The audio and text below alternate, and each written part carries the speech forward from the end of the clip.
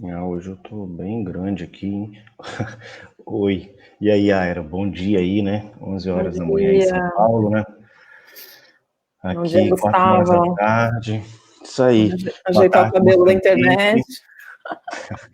Boa tarde, Moçambique. Bom dia aí, Brasil. Aira, obrigado aí por aceitar o convite, né? Para a gente conversar sobre futebol, né? Hoje, futebol e mulheres, né? Você vem pesquisando Sim. já há alguns anos e queria que você desse um bom dia aí. Eu vou te apresentar primeiro e depois você vai, né? Vou. Porque agora essas lives, né, elas vão ficar gravadas e vou ler aqui o que está no cartaz, né? Porque já fica independente. Então, eu te convidei, né, nesse primeiro seminário sobre futebol, linguagem e artes, né, que é a parceria entre o Centro Cultural, né, Brasil e Moçambique e a revista Folia, que pretende mostrar um panorama do futebol brasileiro no âmbito da pesquisa, da linguagem, da arte, da memória e da edição. Na sua comunicação, que eu sei das suas pesquisas, já te acompanho já há uns 7 anos, já deve ser, né? Desde 2014, mais precisamente, né? Que a gente se conheceu lá no Museu de São Paulo, né? Então, para falar sobre a pesquisa sobre as mulheres no futebol brasileiro e sobre as pesquisas nesse campo específico, além de abordar sobre a exposição Contra-Ataques, as mulheres do futebol, realizada no Museu do Futebol, no estádio do Pacaembu, em São Paulo, em 2019, da qual você foi curadora. A Aira Bonfim é pesquisadora, historiadora do esporte, mestra pelo Programa de História, Políticas e Bens Culturais, do CPDOC, da Fundação Getúlio Vargas, do Rio de Janeiro, com pesquisas sobre a iniciação das brasileiras no futebol no início do século XX, fez parte da equipe de implementação do Centro de Referência do Futebol Brasileiro, em 2011, né, que é no Museu do Futebol, em São Paulo, né, no estádio do Pacaembu, local onde atuou até 2018 como técnica pesquisadora. Foi co-curadora da exposição, né, dessas exposições que você vai se referir, né, que não é só a Contra-Ataque, né, tem outras também, né. Então, Sim. está com você. Sim, obrigada, Gustavo, pelo convite. Boa noite, Moçambique. Né? Bom dia, chuvoso aqui em São Paulo. E bom dia, Minas Gerais também, que é talvez a terra que também nos uniu, né, Gustavo? São muitas pesquisas produzidas não só pelo Folia, mas por outros parceiros, pesquisadores das ciências humanas aí na sua terra. Então, essas são as minhas apresentações, né? Mas o que eu trago aqui é uma experiência muito, às vezes, um pouco peculiar, porque eu não começo a pesquisar necessariamente através do ambiente acadêmico, mas dentro de um museu, que é o Museu do Futebol, que fica aqui em São Paulo, no Pacaembu, como você se referiu. E aí a pesquisa dentro de um museu é um pouco diferente, né? Que primeiro a gente sim vai beber das pesquisas que já foram produzidas aí pelos teóricos, né, pelos acadêmicos, mas mais do que isso, Gustavo, a gente tem essa missão de fazer uma ponte, de fazer uma mediação com o público que visita uma exposição, que visita o museu, ou que simplesmente vai até o museu para pesquisar, né? Saber o que existe, o que encontrar. E nesse sentido é muito mais um produto bruto, né? A pessoa às vezes vai encontrar uma pedra bruta que precisa ser lapidada, né? Então, eu pensando, né, na ideia do folia, pensando nessa identificação que a gente tem por produtos artísticos e como eles são importantes para a gente conhecer a história do futebol também, eu fiz uma seleção de, eu vou dizer, materiais muito raros, mas que foram muito importantes para o Museu do Futebol, de fato, começar a conhecer a história das mulheres que jogaram, né, das que jogaram especificamente, né, pensar que as mulheres têm várias formas de relação com o futebol, mas a ideia de pensar uma mulher dentro do campo, vestida com uniforme, né, suada, tudo isso ainda é muito recente, inclusive no nosso imaginário. E eu acho que é disso a parte mais importante da gente lembrar. Então, eu estou falando que há 10 anos atrás, Gu, quando a gente entrava na maioria das exposições, ou quando você, de alguma forma, pensa um álbum de figurinha, um livro de futebol, dificilmente a gente se encontrou com imagens dessas mulheres, né? E, de alguma forma, essa ausência também dificulta, né, diminuir esses preconceitos, ou de alguma forma da gente se aproximar dessas histórias, porque o fato da gente não ter visto essas imagens não quer dizer que elas não tenham acontecido, né? Uhum. Então, isso é muito importante de pensar. Lá nesse sentido, então, seu primeiro interesse quando você chegou no Museu do Futebol nem passava por isso, você também vem por o crivo do futebol masculino, né? Era o seu imaginário também, né? Gustavo, mesmo sendo mulher, eu acho que a gente tem uma série de fatores de desconstrução, e mesmo sendo mulher, o machismo também é um deles, né? Claro. Então, não, por vezes, que de repente, na sua graduação que foi em artes, de repente você já trabalhava com temáticas femininas, de repente você entrou no museu por causa disso, né? Então, né, a gente não... Eu me vejo, assim, me forjo como uma mulher feminista, assim, dentro do próprio museu, né? E, de alguma forma, a gente já tinha uma preocupação com outras intersecções, assim, sociais que são problemáticas na história do futebol. Então, principalmente de raça, de classe, geracional. Então, a gente já tinha, assim, um olhar muito especial para esses outros futebols, olhando principalmente para o futebol amador, para fora da cidade de São Paulo, os outros atores que estão envolvidos nesse fenômeno, né? Então, tudo isso já era algo que a gente tinha uma atenção. Mas eu lembro, Gustavo, já em 2011, 2012, 2013, eu ignorava completamente a história das mulheres. Né? Eu, de alguma forma, negligenciava, achava que era outra coisa, não conhecia, não tinha interesse. Então, demorou a chegar em 2015, que tinha passado a Copa do Mundo no Brasil, para a gente levar quase uma lição. Nossa, por que a gente faz isso, né? Por que a gente está tão distante dessas mulheres, dessas histórias? E olha que no Brasil, apesar de tudo, né, tem jogadoras incríveis, né, que acabam se destacando, inclusive, internacionalmente. Sim. Então, é muito curioso pensar como as próprias mulheres também dificultaram que outras mulheres gostassem de futebol ou mesmo jogassem, né? É algo que a gente ouve muito de meninas, assim, né? Ah, minha mãe não deixava. Às vezes era o pai que levava, né, escondido para jogar bola, mas mulheres também prejudicaram, né? Mulheres também são machistas e assim por diante. Então, eu vou aqui, sem delongas, eu vou entrar aqui num dos primeiros vestígios que a gente encontrou nessa época de 2015 que eu tô falando, né? Então passou Copa do Mundo. Copa do Mundo, né? De futebol feminino, né? Exato. Que tinha sido onde mesmo? Foi na França esse último, né? E 2015 foi no Canadá. Canadá. Isso.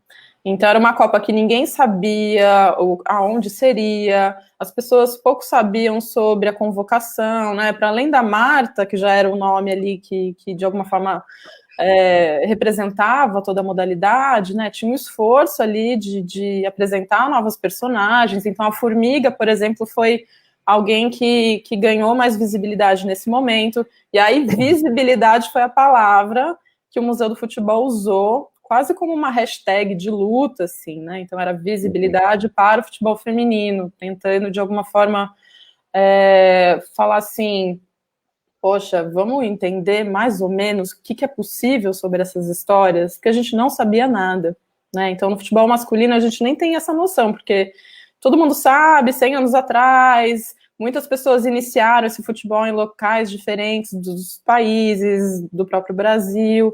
Aqui a gente não conseguia criar, por exemplo, uma linha cronológica, né? Isso é muito curioso, né? Por que a gente não se interessa por histórias de mulheres? Ou por que a gente naturaliza que mulheres não gostariam de se relacionar com o futebol, pensando que o futebol estava muito na moda, né? Então, essa charge é uma charge de 22, né? Ela vai ser publicada aqui em São Paulo. E, de fato, as mulheres já estavam envolvidas, né? Elas frequentavam muito, né, esse ambiente do futebol, né? A ideia da arquibancada, de toda a festa que se faz em torno do jogo de futebol, inclusive, vem de uma experiência de um gestual feminino, né? Isso é muito curioso. E essa charge é tipo um material muito raro que a gente encontrou, e ao mesmo tempo, né, ele vai já trazer um pouco dessa relação de homens e mulheres com o futebol. Então é uma história real que aconteceu, né, na ausência de um árbitro, de um juiz, em algum jogo, acho que esse jogo aconteceu no Rio de Janeiro, a história conta, então, que uma mulher que sabia as regras muito bem do futebol, entrou lá, ajudou as duas equipes e apitou a partida, né? Ou seja, a mulher foi lá e resolveu o problema. Mas, nos dias seguintes, né, quando foram contar essas histórias, né, os chargistas, então, criaram essa imagem, né? Então, primeiro que ela tá ali, toda, né, de salto, fina, olá! E aí eles vão chamar, né, de uma luta de gentilezas, né? E aí o jogador tá ali com um buquê de flores, a bola tá com um laço, ou seja, né, tem uma desqualificação dessa atitude de uma mulher ocupando esse espaço, né? Então imagina, né? Será que daqui para frente o futebol vai ficar assim? As mulheres vão começar a invadir? Então essa é a pergunta que já se lança nesse momento aqui no Brasil. Né?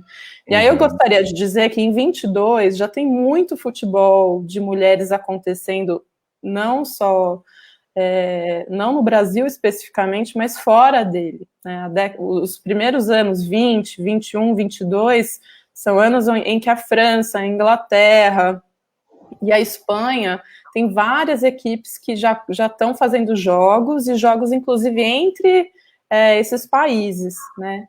Então, nesse primeiro momento, o que a gente mais vai encontrar, que eu vou passar para o slide seguinte, são essas pistas, né? Então, esses registros internacionais, em 2015, já estavam catalogados, disponíveis para consulta em bancos de dados diferentes, não são bancos especiais de futebol, mas de alguma forma eles ajudavam a gente a entender que existia já uma cena de mulheres praticando esse futebol. O primeiro, a gente tem então um cartaz inglês, se a gente olhar a data dele, 1895, né, ele já está anunciando um campeonato feminino na Inglaterra. Ao mesmo tempo, é a mesma data que o Charles Miller, a princípio, né, também faz primeira partida oficial aqui no nosso país. Então, é muito curioso, né? Na mesma época, a gente já tem ali os dois sexos experimentando no corpo o futebol.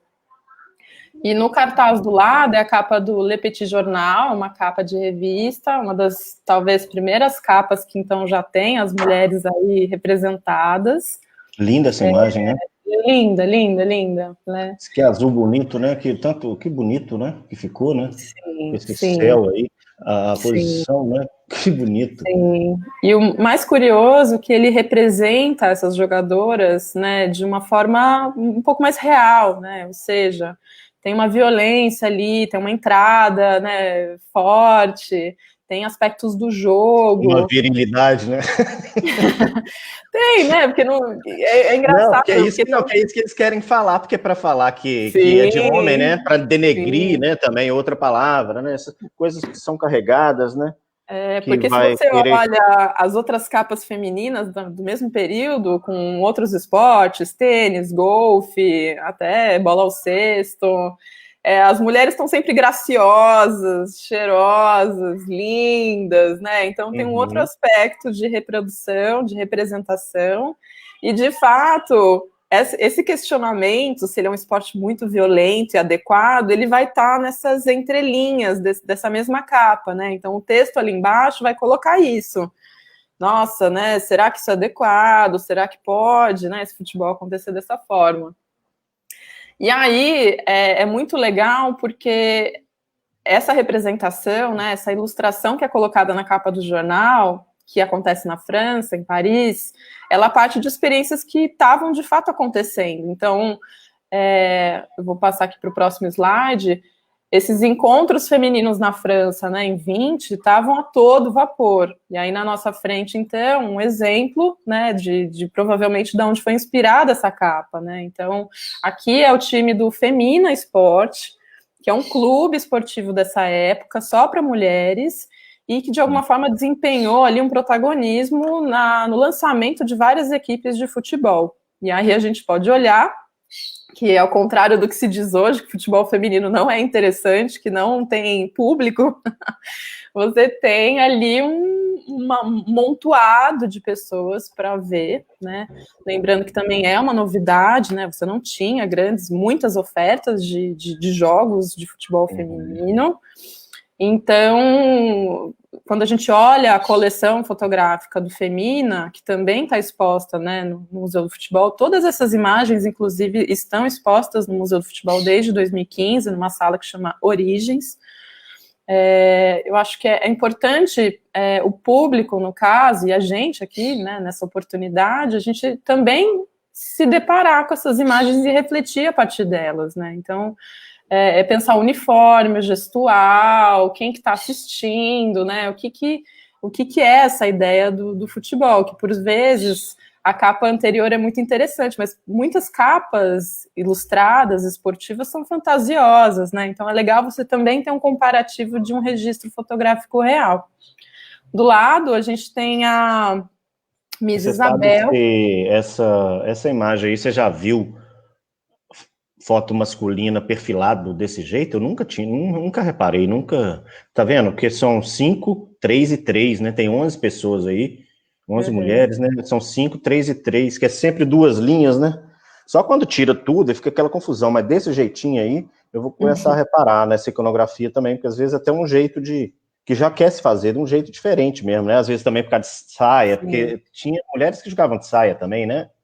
Ou não? Sim, aqui, ó, a Miss Isabel, que ela é norte-americana, né? E essa foto é, inclusive, bem mais antiga, 1911, Tá se eu vendo? não Que me engano. elas tão, ó, você vê o joelho daquela ali, então tem uma na frente, tipo, tampando. Se ela tá de saia, tá com a perna aberta, né? A gente sabe muito pouco, infelizmente, né, sobre essas adequações, mas você percebe que sim, eram roupas maiores. Como elas jogaram até a década de 40, até o início da Segunda Guerra, você percebe que as roupas vão, inclusive, diminuindo, vão ficando mais leves, né? Ao contrário desse caso norte-americano, que você vê como ainda ali uma tentativa, né? Você percebe que é uma saia amarrada ou costurada, né? Tem um coturno ali, não é exatamente a chuteira que as francesas estão usando, mas já é um registro de um futebol acontecendo no iniciozinho do século XX, né? Nos Estados Unidos, inclusive. E aí então, eu vou aí são os primeiros indícios que você está falando no mundo, né? Aquele Sim. outro ali foi em 15 já no Brasil, o anterior, né? Não, aqui Anterior. a gente está Estados Unidos, França, Estados Unidos, né? E o único do Brasil que eu trouxe foi essa abertura, né? Onde a gente tem uma charge de uma juíza, ou seja, uma então, entrada. esse aí é de 15, né? No Brasil já. Esse é 22. É 22. 22. Ah, tá. Em 2000... Tem indícios delas terem julgado pela primeira vez em 1915, não é isso? No Brasil? Sim, sim. Temos alguns indícios dessa mesma época. Mas em 2015, 100 anos depois, a gente não sabia. Não sabia, a gente não tinha nenhuma imagem antes de 2015, onde começamos essa pesquisa. E essa aqui, que eu estou trazendo para vocês, é uma das 3 imagens que a gente começou a encontrar nessa época, né, 2015. Então, é uma imagem de jornal, né, é um acervo que tem uma qualidade prejudicada, né, perto do que a gente acabou de ver, né, das imagens internacionais, mas, ao mesmo tempo, né, dada toda essa raridade, né, a gente considerou que talvez a foto de jornal seria a única pista da gente entender as brasileiras entrando dentro de campo, né? E essa imagem representa um campo suburbano, né? Então é a periferia do Rio de Janeiro. É de que ano mesmo? Desculpa se eu não... Aqui é 40, né? Essa sala do Museu do Futebol é uma sala que ela transitava até o início da profissionalização do futebol masculino, que acontece na década de 30, Gu. Mas, como era muito importante trazer essas imagens, das primeiras imagens de mulheres jogando, nessa época a gente também fez essa licença poética de trazer essas pouquíssimas imagens que a gente encontrou nessa época. que era muito importante que o público se encontrasse com esse jogo que estava acontecendo, e mais do que isso, com a proibição, né? Então a gente também tem misturado as fotos das brasileiras jogando algumas manchetes de jornal com a proibição que acontece no ano seguinte a essa foto, que é em 41. Então era importante que o público também se desse conta que no Brasil aconteceu essa interrupção, né? Mas ela foi uma interrupção, não foi algo que, né, de repente proibiu. Então era importante mostrar que teve ali um alvoroço, uma popularização. Eles estavam avançando, né? Estavam popularizando também o feminino e houve a interrupção, né?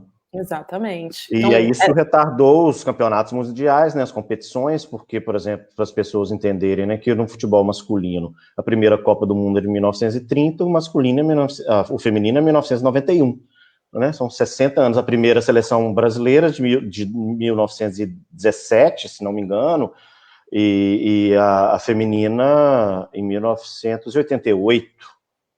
Né? Então há uma diferença mesmo, e eu achei interessante, uma vez que a gente conversou, e semana passada eu coloquei isso para a Silvana, para a gente conversar, para eu trazer mais elementos para a gente ampliar essa argumentação, né, de que elas estavam avançando, tinha público, né, como você mesmo falou, e aí com a profissionalização do masculino, também interromperam, porque ia ter que dividir o dinheiro, né? Quer dizer, ia ter jogo ali de poder, ia ter jogo, não ia estar tudo na mão deles, como ficou praticamente até agora, de um jeito muito sinistro, né? Porque é sinistro. Sim.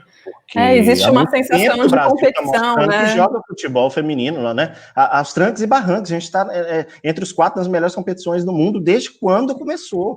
Né? Não é o primeiro, né? Mas tá ali, né? E a marca é uma coisa absurda. Então, por isso a gente pode argumentar que é nesse sentido de uma maneira sinistra, né? Porque os argumentos são sempre de que elas não jogam, na verdade, mesmo silenciando, elas jogaram ao longo do século XX, clandestinamente, né?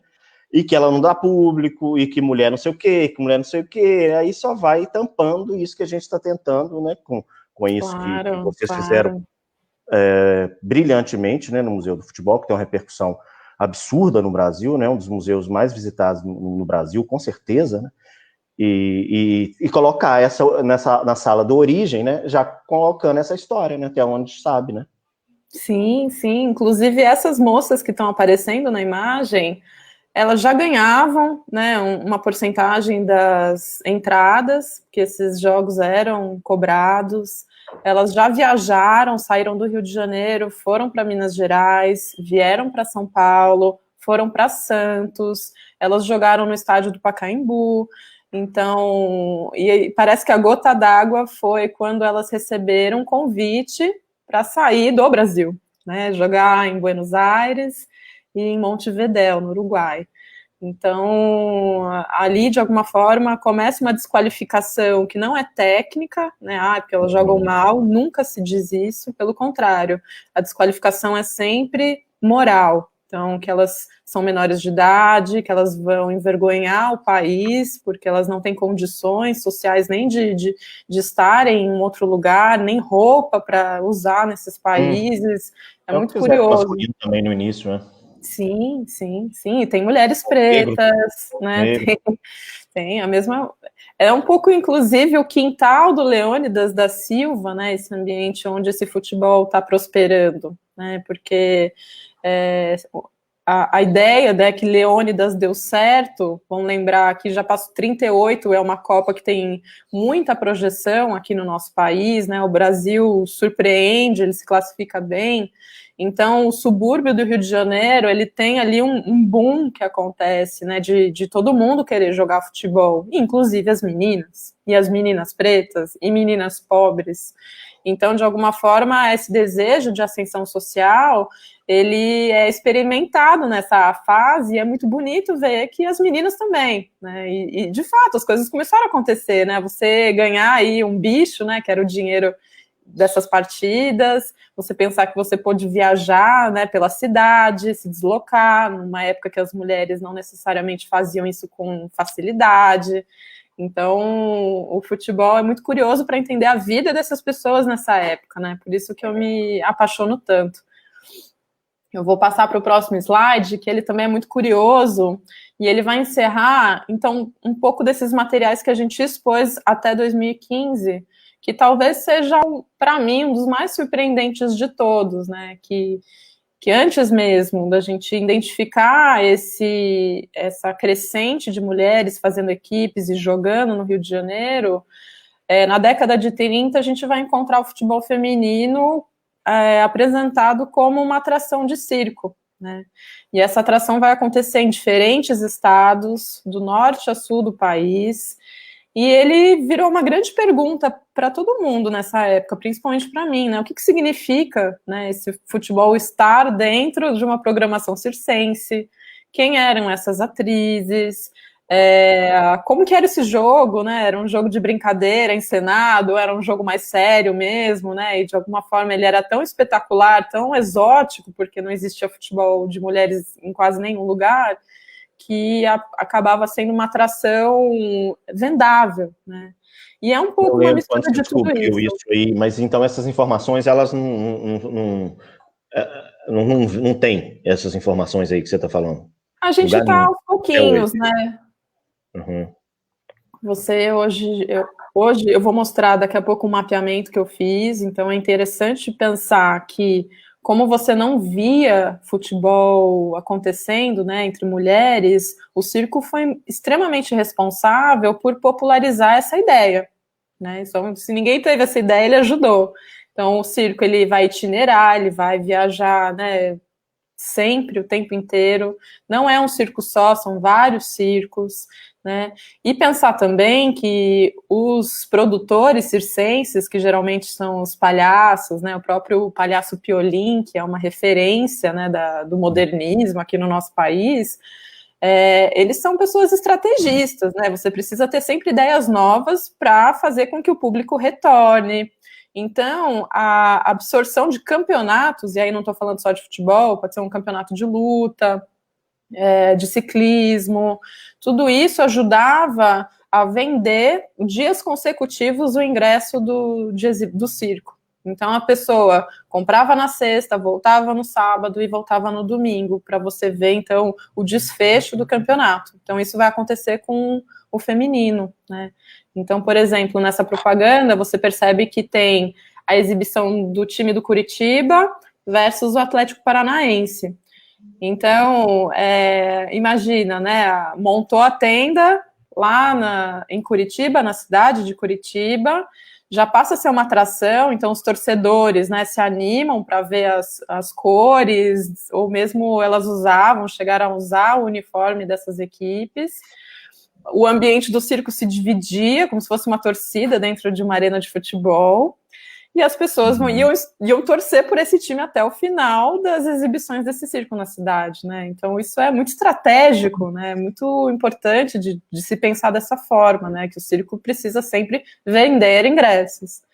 E outra coisa que, de alguma forma, eu fui descobrindo ao longo do caminho, que essa associação com o futebol já acontece desde o teatro-revista, que são essas experiências cênicas que vão acontecer em teatros, né? E não em itinerantes. Então, já em 20, 21, você já tem esse futebol feminino em alguns teatros cariocas, e que essa relação com o futebol vai acontecer com cachorros. Então, existem cachorros que vão vestir as cores de vários times aí que já eram conhecidos da época. Você tinha um futebol de bicicletas, de mini bicicletas, que também vão provocar essa relação de relações com os clubes. Esses produtores convidavam os dirigentes, né, para irem lá, convidavam os cronistas esportivos para estarem, né, nas apresentações e divulgarem os espetáculos. Então tem uma relação muito curiosa que dificilmente a gente analisou isso, né? A gente que conhece muito das pesquisas que acontecem na história do futebol aqui no Brasil, né? A gente pouco observa, né, essas outras relações, e pensando que estava todo mundo dividindo o mesmo espaço, que é o ambiente da diversão, né, do entretenimento.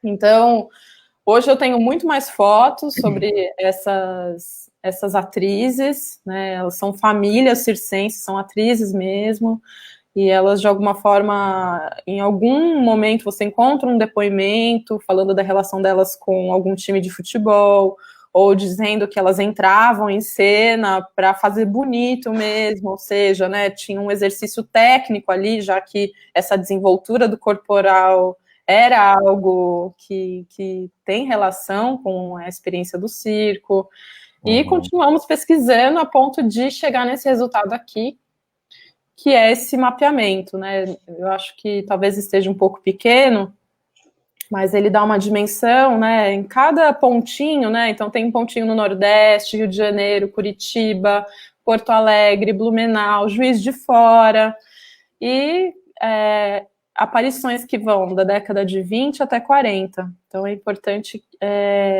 que foi possível, durante a minha pesquisa, minha dissertação de mestrado, mapear e perceber que existe ali um caminho sendo feito, né? Então o Brasil inteiro, de alguma forma, foi vendo. Tem algumas, inclusive, em Manaus, que eu estou tentando achar e comprovar que elas se exibiram em Manaus. E aí, agora, seguindo, né, voltando para essa ideia das brasileiras que estavam jogando bola, já mais tarde, né, depois das exposições do museu, eu continuei pesquisando. Foi esse momento que eu criei muitas perguntas para mim mesma, então eu tinha muita vontade de continuar pesquisando outras fontes, e que desembocou nessa dissertação de mestrado, que, se tudo der certo, a gente lança o livro ano que vem. E, para minha surpresa, Gustavo, eu encontro muito material dando dicas e contando episódios de mulheres, de meninas que jogaram bola em diferentes lugares do Brasil, né? Então, por exemplo, essa capa de revista que eu estou mostrando aqui é de 1920, né? A Vida Esportiva é uma revista ilustrada carioca, né? Muito importante nessa época, porque ela, de alguma forma, trazia fotografias do Brasil todo, então times, lutadores, tinham experiências esportivas do Brasil todo que ela conseguia publicar e divulgar. E essa equipe que está aparecendo na capa é uma equipe feminina do Rio Grande do Norte. É uma equipe que surge dentro de uma organização das modalidades esportivas, não só o futebol, mas principalmente dos esportes náuticos. E de alguma forma, essa foto veio por correio para uma prima que estava no Rio de Janeiro. Alguém desse jornal se deparou com essa imagem e com o ineditismo dessa imagem e colocou ela na capa, né? Então é muito legal perceber que, quando você analisa, inclusive, todas as capas dessa revista, nesse ano, existe uma série de tentativas de trazer essa ideia de uma mulher jogadora, né? Então tem uma ilustração, aliás, tem duas ilustrações, tem uma série de relacionamentos, assim, né? Também com essas perguntas, se pode, se não pode. E do lado direito, a equipe do Realengo, né, essa é a imagem posada também, uma das mais importantes que a gente tem, sobre aquela equipe que eu tinha mostrado anteriormente jogando, né, que seria essa daqui, vou voltar, né. Então, essa é a foto da equipe posada. É uma foto que também sai na revista, a revista Educação Física, já em 40, né, tipo 20 anos depois dessa primeira capa.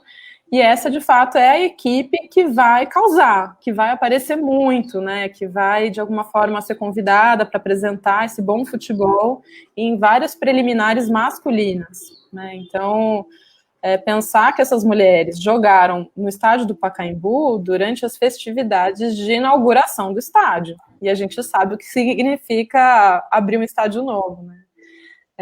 Antes de São Paulo e Flamengo, inclusive. Então, imagina que estava lotado esse estádio e ele teve que engolir um jogo de futebol feminino, né? E essa também é uma foto que está exposta no Museu de Futebol, foi uma das primeiras que a gente encontrou, deu um tratamento para ela, e hoje eu fico tentando conhecer, né, pensar quem são essas mulheres, né, interseccionalidade, de raça, né, pensar que você já tem meninas negras jogando nessa época, né, dos corpos, os uniformes, né, o que é pertencer a um clube suburbano nessa época. E agora uma das que eu gosto muito, que não entrou na exposição do museu, mas que ela é muito significativa, assim, para pensar, é que tá dando é uma imagem do Vasco da Gama. Então, esses inícios do futebol, né, feminino é muito diferente de pensar os inícios do masculino. Acho que essa é a maior questão de quando as pessoas ficam tentando desqualificar um ou tentar comparar um com o outro, né? Então, ninguém deu ali uma bola para as meninas, ninguém convidou as meninas para jogar, ninguém organizou uma liga feminina nos primórdios do século XX ou no final do século XIX, né? Isso não acontece. Ao mesmo tempo, principalmente em volta desses clubes mais conhecidos do Rio de Janeiro, aqui de São Paulo, essas meninas estão lá, né?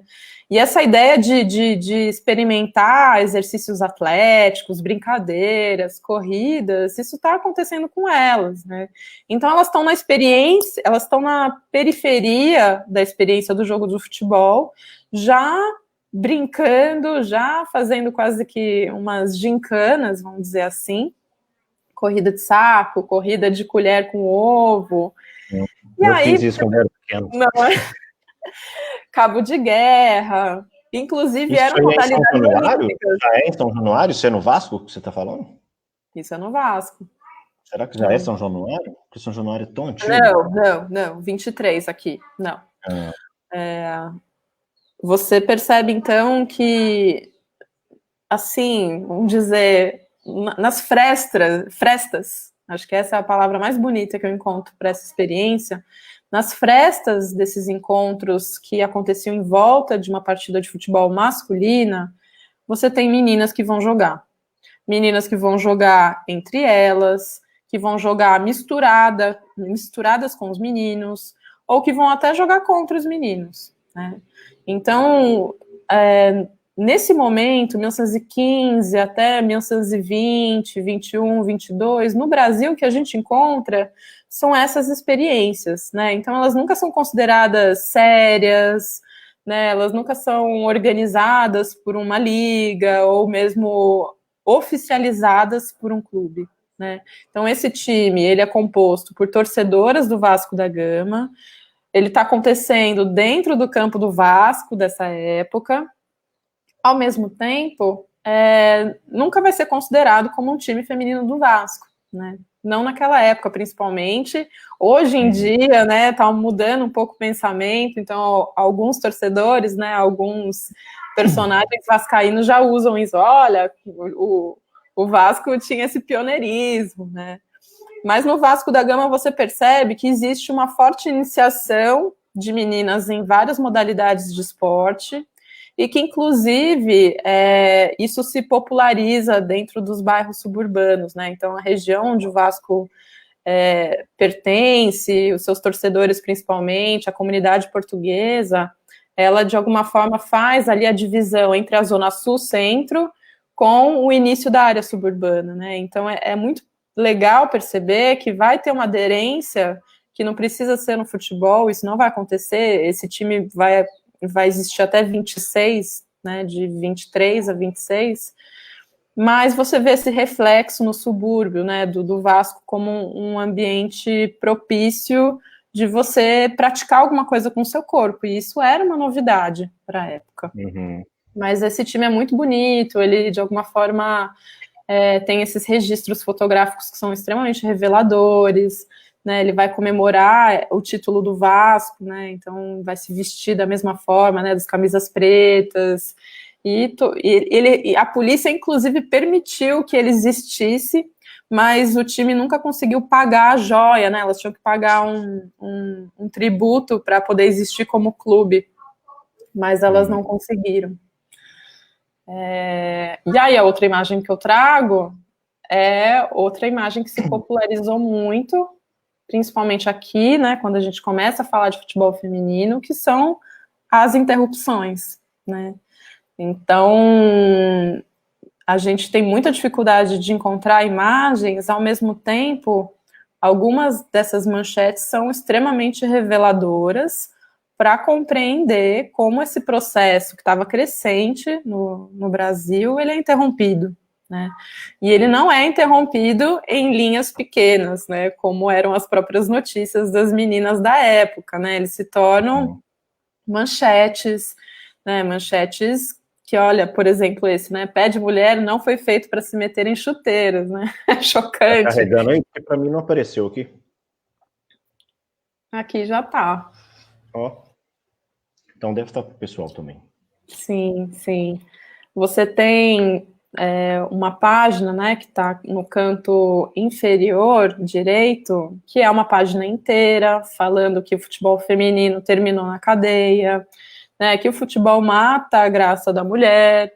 Então, imaginar que já existiam, não eram tantos clubes, né? A gente tem mais ou menos umas 15 times de meninas jogando em 1940, mas é você imaginar que, para além da dificuldade de jogar, de treinar, né, de encontrar um tempo livre para conseguir aparecer publicamente jogando, você tem, então, essas notícias que, de alguma forma, desagradam, né? Pensar que as famílias, né, a relação dos dirigentes, dos donos dos campos, dos próprios clubes masculinos, né, que emprestavam o nome, a camisa. Então, tem ali um movimento que vai desqualificar esse relacionamento, né, esse processo que estava crescente, né? Então, essas imagens também entraram na exposição contra-ataque, todas essas manchetes. Hoje, quando eu vejo a internet, quando você coloca futebol feminino, elas reaparecem. Eu fico muito feliz porque a gente transformou a imagem de busca do Google ao longo desses anos, Gustavo, porque quando eu colocava em 2014 futebol feminino, apareciam muitas imagens sexualizadas de mulheres vestindo roupas de futebol, de uniforme, ou vestindo um salto alto misturado com uma bola, né? Tinha um contexto assim muito objetificado da ideia de futebol feminino. E agora, anos mais tarde, quando você faz as mesmas buscas no Google, você já encontra, inclusive, esses materiais históricos, né? Então, é muito importante esse esforço que o museu fez, esse esforço que outros acadêmicos, né, pesquisadores e pesquisadoras têm feito ao longo desses anos, né? De inclusive, qualificar, né, a ideia imagética do que a gente pensa o futebol feminino. E aí eu termino com o meu coqueluche, não termino, né? Eu termino essa sessão, né, de imagens com essa cena, né, carioca do futebol feminino. Esse é um mapa que eu produzi como produto da minha dissertação de mestrado. Para quem conhece o Rio de Janeiro, Zona Sul, Centro Antigo, ele diz respeito a essa área aqui do canto inferior direito, né, aqui onde vai estar Cristo Redentor, as praias, né, Copacabana um pouquinho não aparece aqui, mas mais para cá.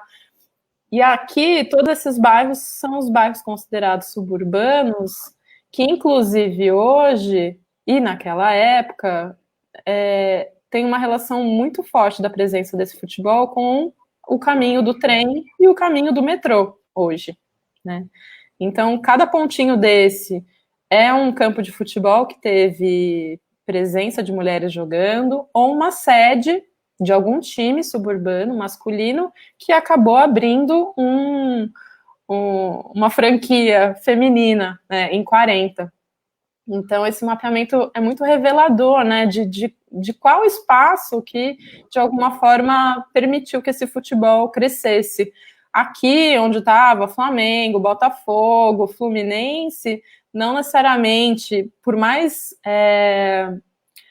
vívido da experiência do futebol masculino, ele não consegue desenvolver esse contexto aqui, né? Então, é muito louco pensar essas mulheres estavam se deslocando aqui, são regiões extremamente longes uma das outras até hoje, né? Quando aquela ocasião que fomos para o Rio de Janeiro, Gustavo, para fazer um seminário sobre o futebol de mulheres, o jogo que aconteceu entre as ex-jogadoras da seleção brasileira foi aqui onde está o mouse, né? No número 2.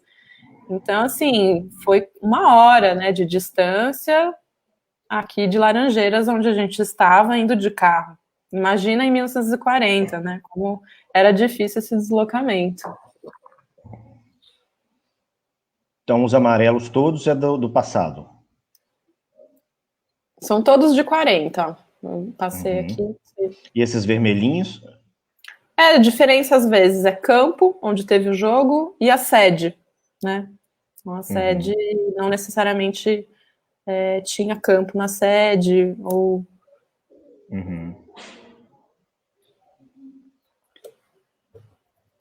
Eu não tô vendo o nosso tempo aqui, você vai me ajudando, né? Deixa eu 15 minutinhos. Tá bom, acho que eu tô correto.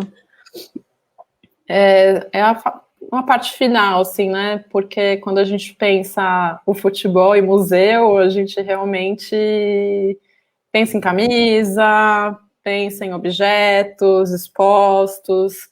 Para quem não conhece o Museu do Futebol, ele trabalha muito com materiais digitais, né? E mesmo os objetos de forma digitalizada, né? Então é quase uma brincadeira quando você entra dentro do museu, que você encontra uma moeda digitalizada num tamanho valorizado, né? Então, de alguma forma, brinca com essa dimensão real de objetos que trazem memória do futebol. Então, existia um esforço de encontrar esses mesmos objetos para o feminino, né? Poxa, será que foi feita alguma coisa, né? Foi lançado algum material que fale, né, dessas mulheres ao longo de 100 anos? E a resposta é quase não. A gente, ainda em 2015, a gente também se esforçou muito, assim, a gente entrou em contato com todos os colecionadores que eram parceiros do Museu do Futebol, e eles quase não entendiam o que a gente estava pedindo, assim, tipo, oi, mas uma figurinha? Uma moeda? De feminino? Não existe, não existe, né?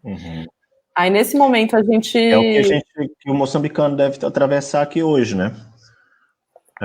Porque eu fico pensando que o campo da pesquisa aqui, né, em algumas áreas, é bem diferente do Brasil, né? E aí eu sempre fico pensando no futebol feminino aqui, para ver aqui em Moçambique, né?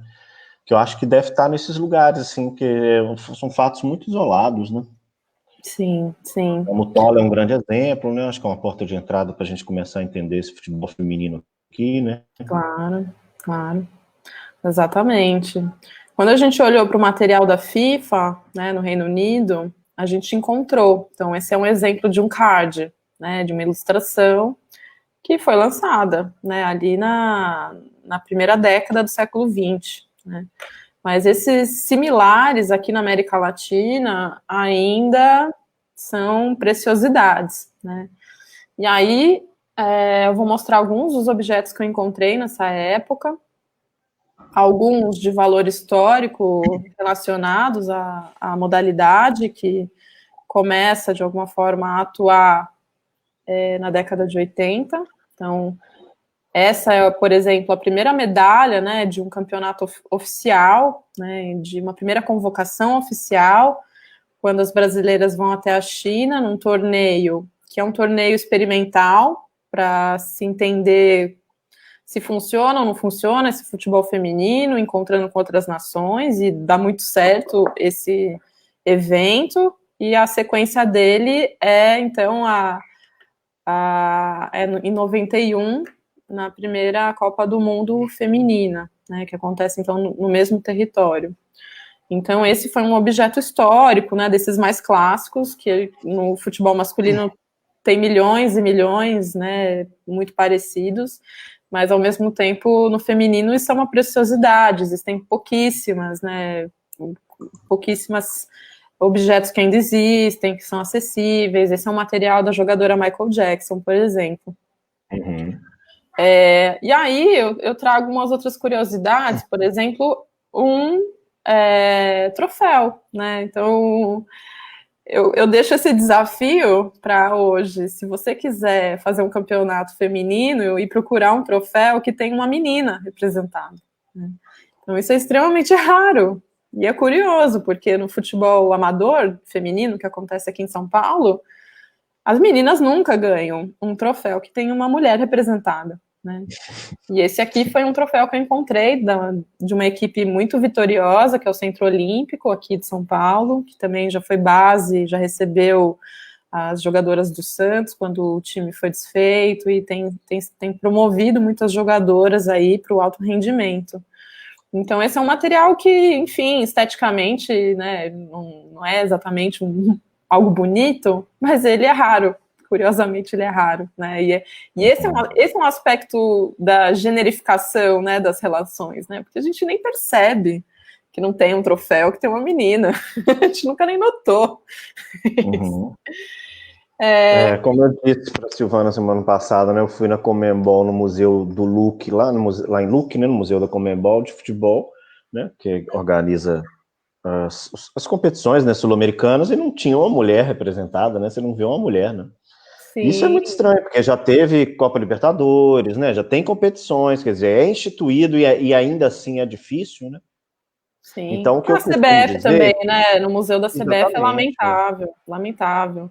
Essa semana saiu uma notícia que vão fazer um busto do tamanho do busto do Pelé, da Marta, que, enfim, muitas notícias, que bom, mas é muito pouco, né? Se a gente pensar a dimensão do museu deles, do material que eles têm de acesso, eles têm um acervo guardado, eles têm acesso a milhões de outras possibilidades que nós, pesquisadores comuns, não temos.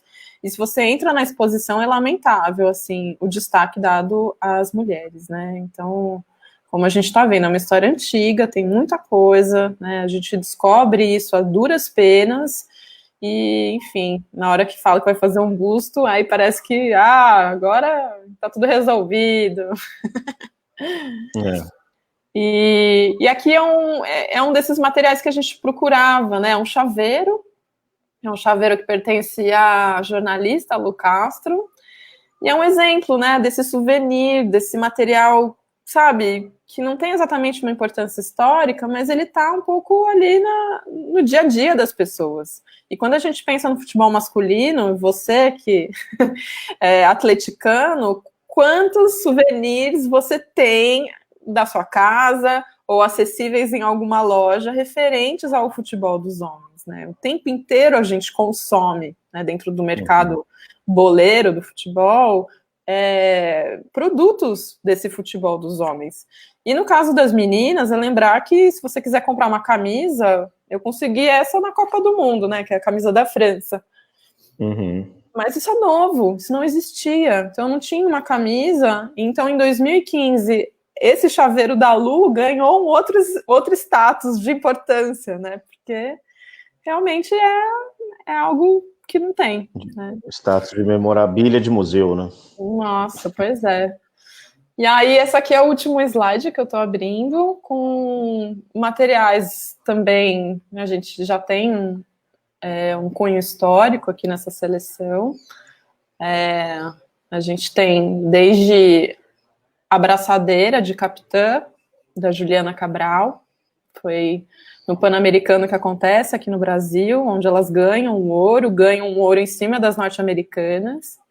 Então, ao mesmo tempo, é muito mais tranquilo fazer essas negociações de empréstimo com essas jogadoras, né? Eu digo isso porque ao longo de 7 anos no Museu do Futebol, né, como é difícil você acessar esses jogadores que pertenceram às seleções, né? Por vezes existe uma relação econômica com esses objetos, né? Então, ou querendo vendê-los, achando que eles têm um valor, e não entende a importância de ter uma relação simbólica com eles, né? De dividir eles com o público. Então, nesse sentido, com as mulheres foi muito mais facilitado você conseguir tanto procurar como fazer empréstimos de um acervo como esse, né? Então, essa é uma abraçadeira que tem uma fotografia dela, né, inserida nesses objetos corriqueiros, assim, relacionados ao futebol. E aqui é a primeiro álbum de figurinha em 2011 que contemplou a seleção brasileira. Né, a própria Aline Pellegrino está aqui, a Marta continua aqui convocada, a Formiga continua aqui convocada. Foi a Copa antes do Canadá, né? Pan-Americano? Não, a Copa do Mundo. A Copa do Mundo de 2011. É a Alemanha, se não me engano. Alemanha. E... Pois é, meu primeiro álbum foi de 82, foi muito importante para mim na época, assim, eu guardo muitas imagens, eu adorava, porque hoje é tudo padronizado, né, fica tudo igual, eles olham do mesmo jeito, é tudo igual, mesma altura, e antes era diferente, achava melhor, assim, porque um olhando para um lado, o outro com a mão assim, o outro de um jeito, o outro em ação, o outro não, quer dizer, do jeito que calhava, tinha a foto do cara, e isso era sensacional, porque ajudava a memorizar, então você olhava para as fotos, e tinha uma ação, você gostava daquele jogador por causa da foto. Você nunca via jogar, nem sabia nada. Você amava aquela foto e amava aquele jogador. Aí você ia ver, é outra história, o cara estava até no banco. Enfim, isso é genial. E como que... É porque eu tô falando isso, porque eu me escuto muitas pessoas falando isso, eu acho que isso gente, é tão fácil, é tão melhor, acho que venderia mais. Não é possível, gente. É tudo igual, tudo igual. Né? E aí eu não sei, as meninas, elas já pegam esse jeito também, que tá ali bem parecido, mas esse ainda tá mais antiguinho, né? Mas hoje, realmente, parece que até a mesma pessoa, nos 300 figurinhas. Sim, lá no Museu do Futebol, na biblioteca do Centro de Referência, que foi representada pelo Ademir também aqui nessas suas conversas, lá você tem facsímiles de todos os álbuns de figurinhas assim que foram lançados no país, né? Então, Balas Esporte, década de 30, 20, mesmo quando não existia fotografia, você tinha ilustrações, você tinha outras modalidades misturadas de esporte, você tinha a estética, nem se fala, né? Porque é um deleite, assim, você acompanhar o desenvolvimento estético dos álbuns de figurinha, quando era papel, não era autocolante, eu sou apaixonada, assim, né, a gente fez uma exposição chamada Futebol de Papel, onde a gente devolveu, então, esses facsímiles para o público, então você chegava ali num ambiente de, parecia troca de figurinha, e você tinha vários desses álbuns que você podia mexer, ver, se reencontrar com eles, e eu acho que são objetos muito importantes, assim, né? Eles pregam peça, porque nem sempre a escalação é a mesma, né, do evento esportivo que ele se refere, então não é exatamente um material masculino histórico. também, né? Isso acontece no masculino, no feminino deve ter, a defasagem deve ser maior ainda, né? A desatenção, né? Acontece. Então teve o álbum de 2011, 2015, 2019, que você continuou, 2000, depois 15, 2019? Sim, não parou mais. Falando isso é importante, porque acaba que as meninas também colecionam, os meninos, né? E isso vai... Isso é importantíssimo, a representação. Acho que isso eu venho batendo aí sempre, né? Eu acho que, né, como representar na literatura, né, na música. Publicamos no ano passado uma música bonita naquele dossiê sobre futebol e mulheres, que a Silvana organizou, que o Skank gravou, né? Que chama Alexia, que é uma jogadora do Barcelona, que fez um gol lindo, que foi o gol do ano e tal, e ele fez um gol, nossa, ela fez um gol, uma música muito bonita. Então é ótimo, né, esses desdobramentos, né, como você está falando aí também.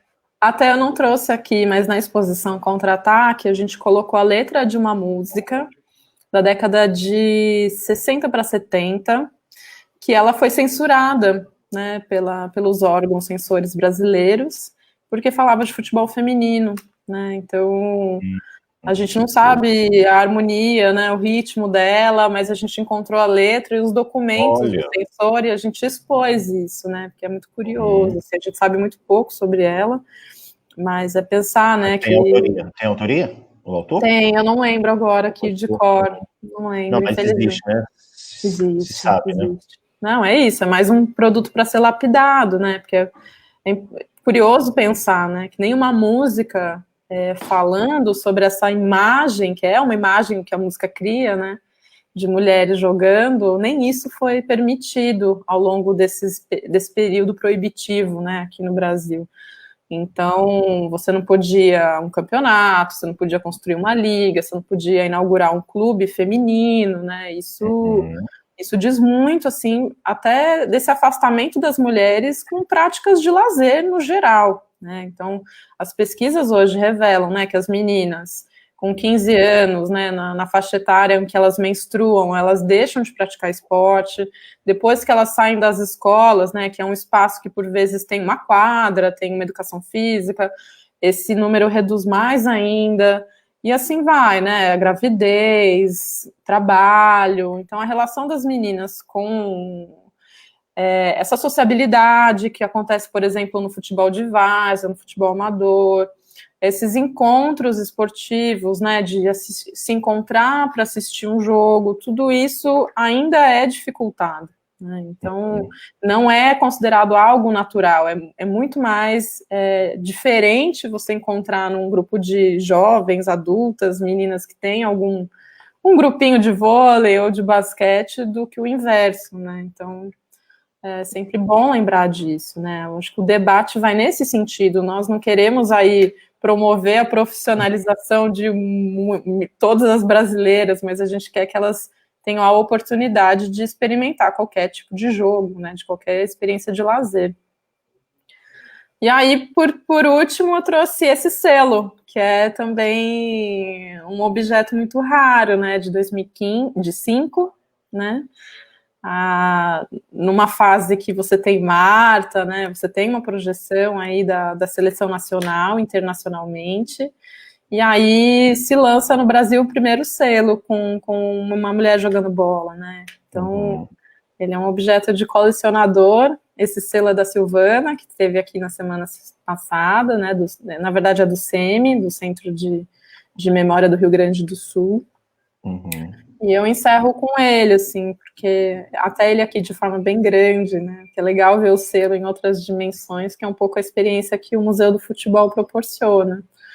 E é isso, eu fiz um recorrido onde a gente contou essa história um pouco do futebol no Brasil, mas olhando pelas imagens, né? Acho que esse tem sido o meu esforço nesses últimos anos, mesmo fora do Museu do Futebol, dentro da minha dissertação, é uma dissertação que eu tentei trazer essas imagens com muita força, e no livro isso vai vir mais bonito ainda, porque eu acho importante as pessoas se reencontrarem com imagens de brasileiras jogando bola. Então, acho que isso, às vezes, diz mais do que um monte de conversas que a gente faz, ou de tantas linhas, né, gastas aí para reconstituir essas histórias. Aí, para a gente finalizando aí, tem uma perguntinha aí. Eu acho que a live de semana passada, ela tratou mais especificamente, mas a gente pode falar disso aí facilmente, né? Se existe algum trabalho sendo realizado no Brasil para manter as meninas no futebol e evitar esses afastamentos. Olha, Rogério, sim, existem, né? Existem iniciativas particulares, né, voluntariosas, inclusive. Existe o trabalho da Aline Pellegrino, que se estende agora, né, da Federação Paulista de Futebol para a seleção brasileira, ou seja, para a CBF. Então, acho que existe um olhar muito mais qualificado chegando para pensar a formação dessas bases em outros estados nacionais. Acho que você pode, né? encerrar a apresentação aí, né? Porque... Posso. Não sei como que eu faço isso, interromper compartilhamento. Várias, né?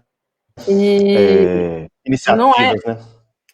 Tem iniciativas de Você podia ONG. comentar sobre essa, que você está com parceria com uma instituição, né? Solicitando... Sim, doações. Doações, né? Pode poder comprar bola, chuteira. Sim. Depois eu vou olhar lá direitinho, eu quero colaborar.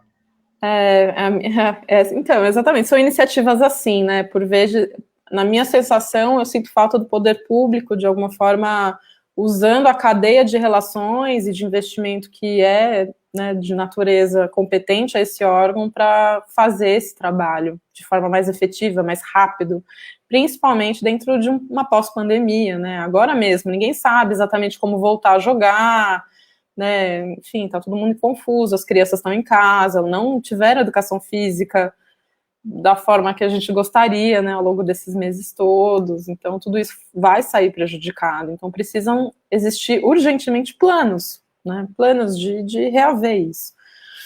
Mas, infelizmente, o Brasil não está numa fase, assim, né, muito... Eu acho que a pergunta também, assim, quando fala de um afastamento, né, na verdade, esse período já passou, né, agora é de aproximação, já não é a palavra afastamento, né, e isso são várias iniciativas, nossa, mas aí são milhares, né, é congresso, é pesquisa, a própria educação, né, o futebol calerreiro, né, que é um futebol de pelada, que os meninos jogam junto com as meninas, várias escolas são proibidos essa separação, porque o futebol, né, não é para ganhar, ninguém ali está preocupado com o alto rendimento, está preocupado com a brincadeira, com o lúdico, depois sentar e conversar sobre o jogo, né? São várias iniciativas. Muitos perfis surgindo na internet, então a internet foi um campo que otimizou esse processo de recuperar, né, porque é disso que a gente está falando, né, de reparação histórica. Eu não sei se eu acredito em reparação histórica dessa forma, porque é isso, quem perdeu, perdeu, né, é muito difícil você reaver um futuro, né, como jogadora ou atuante dentro do campo do mercado de futebol, por exemplo. Mas é isso que tem acontecido desde um esforço da Conmebol de incluir times femininos, é um esforço, sim, de reparação histórica, mas eu vejo a internet como esse ambiente de debater esses temas, então a gente não sabia desses temas há 10 anos atrás, né, Gustavo? A gente mal sabia que era proibido. Isso é determinante, isso quando você fala, né, que quando a Conmebol obrigou, então para quem não sabe, né, que tipo, a Conmebol é tipo a Liga dos Campeões, né, a Libertadores na América do Sul. Então, todos os clubes que jogam a Libertadores masculina, eles são obrigados a ter time feminino, eles são obrigados a ter um time feminino, e isso já está claro, né? Eu conversei isso com a Silvana, eu pensei, se isso é só mais alguma coisa, vai ser só um ano. Não, ela falou que é isso, já está instituído, então isso não tem volta, já foi um ganho, né? Tem uma total aproximação. Então, agora, por exemplo, o Cruzeiro está na Série A, né? 2 clubes em Belo Horizonte, no feminino, e o Galo tá na Série B, junto com a América, então eles já estão querendo estar na Série A também, então acho que isso vai estimular, enfim, a competição, que tudo é pro bem e pro mal, né, como a gente vem vendo as coisas aí no mundo, né, mas... Sim, né, eu acho. Eu vejo muito esses movimentos de mulheres também levando esse futebol feminino, né? E eu não estou dizendo que o futebol feminino seja um futebol feminista, mas eu vejo mulheres feministas de várias idades, de várias ideologias, de lugares diferentes, entendendo que é a hora de promover outras mulheres. E o futebol, acho que caiu uma ficha, assim, né? Nossa, Brasil, país do futebol, a gente não conhece a seleção, a gente não assiste, a gente não acompanha. E aí é muito curioso que todo aquele medo, né, de dividir público, competir com o masculino, que você sinalizou já na década de 30, isso se faz uma falácia, uma mentira, porque é um outro público, é um público que nem assistia futebol, está assistindo, está indo para os estádios. Eu fui recentemente assistir um jogo da seleção, tinha muitas mulheres lésbicas, casais, famílias, que de alguma forma também se afastaram do futebol masculino por outras questões relacionadas a isso. Né? Quando eles crescerem, eu acho que não vai ter a briga de torcida como era masculino. Olha que coisa diferente, né? Essa loucura, né? Essa pancadaria, talvez não tenha. Não, é apoio, todo mundo precisa se apoiar, não tem, não tem essa performance de virilidade, né? De rivalidade. Você, né? Que é outro público, né? Então, são várias iniciativas acontecendo que estão ajudando no geral, assim, né, esportes femininos, outras modalidades, identificar essas irregularidades que continuam acontecendo. Então, no meio da pandemia, né, a gente viu problemas surgirem, né, que foram vastamente divulgados na internet, assim como boas soluções também, né, então isso é bom para todo mundo. E aí, aproveitando, né, eu criei uma vaquinha, como a gente diz no Brasil, o chapéu, né, juntar aí doações, né, essa iniciativa de juntar doações para que a gente, nesse momento de Dia das Crianças, que é um feriado que vai acontecer agora, segunda-feira aqui no Brasil, a gente possa destinar esses recursos para a compra de equipamentos esportivos de futebol, bola, chuteira, uniforme, para meninas. Né? Então, aqui em São Paulo existe uma cena onde tem muitas meninas jogando no amador, né? A ideia não é necessariamente as escolas de futebol que querem desenvolver esse futebol de forma profissional, mas atender à expectativa do lazer, né? E aí, se no futebol masculino já é precarizado essa cena, no feminino, as meninas não têm bola, as meninas não têm chuteira, ou jogam com chuteiras muito velhas, de tamanhos diferentes do pé. Então, as histórias são muito tristes.